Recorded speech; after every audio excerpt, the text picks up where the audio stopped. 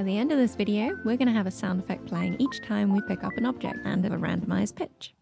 First, we'll grab a random coin sound from chiptune.io, which is really cool, and I'll link below. Now, when we currently touch our coins, they are deactivated. If we put our sound on each coin, it won't play, as when we try to play it, the audio will be deactivated as well. So instead, we'll need something that'll stay active, like our player. In future, we can add a sound manager object in script, but this is a quick and easy way for just a single sound effect. Let's add an audio source to our player and drag our coin sound effect into our assets. Then drag this from our assets into the audio clip slot.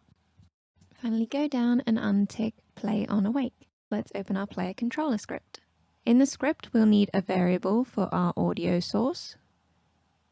And in start, we'll initialize this with getComponent audio source.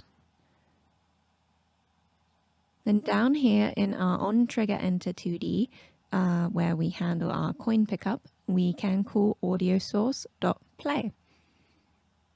Now we have sounds.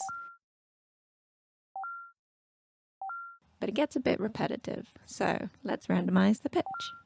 Back in our script, before we play our sound, let's go to audiosource.pitch and set this to unityengine.random.range.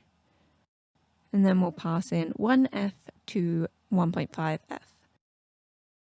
This will randomize this pitch slider for us. I'll add in some more coins so we can hear it better.